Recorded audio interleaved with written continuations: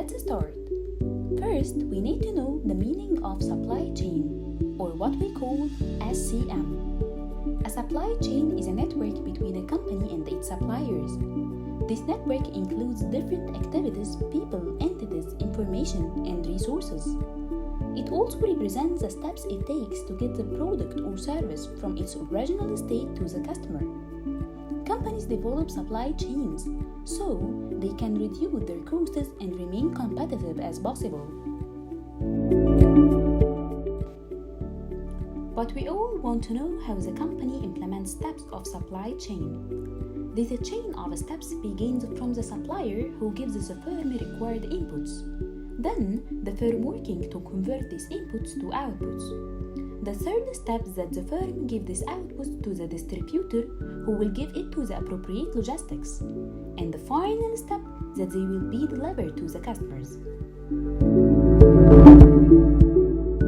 McDonald's supply chain is a complex web of direct and indirect suppliers that are held to clear standards for quality and efficiency.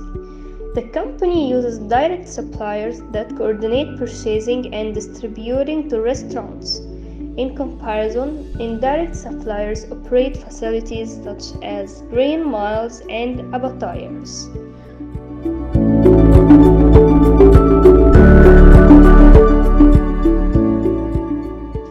Here is some information about the history of McDonald's, the world's largest chain of hamburger restaurants. It serves 58 million customers daily, began business in 1940 and opened by Richard and Maurice McDonald in San Bernardino, Calif.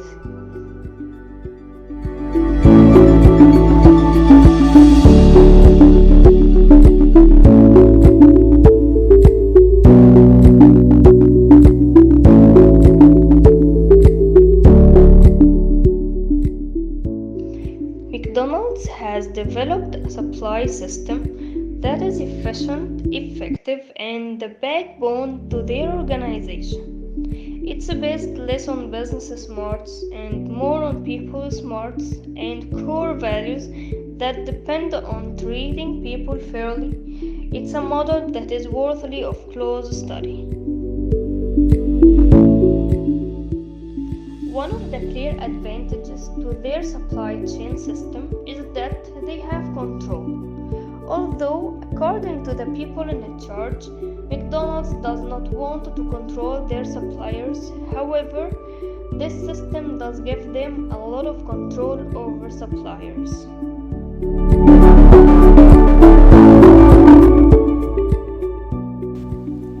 So, we must say that McDonald's supply chain success lays in a long-term supply chain strategy, which is created by the founder, Ray Kroc.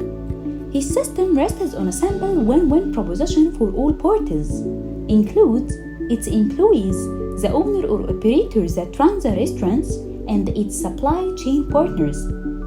The three are known as the three legs of the stool. Kroc believes that if he ensured that restaurant owner or operators and suppliers were all successful, it would translate into success for him. The onus has and still is on whether a decision represents long-term value, not on costs, and that improves things for all parties, not just on individual components. And also by approaching suppliers with a plan that helps them to enjoy more profits and steady growth, McDonald's can secure the suppliers that they need and keep costs down. While enjoying their own profits for the fiscal year 2018, McDonald's reported earnings of $5.9 billion with an annual revenue of $21 billion and a decrease of 7.9% over previous fiscal cycle. McDonald's shares traded at over $145 per share, and its market capitalization was valued at over $134.5 billion in September 2018.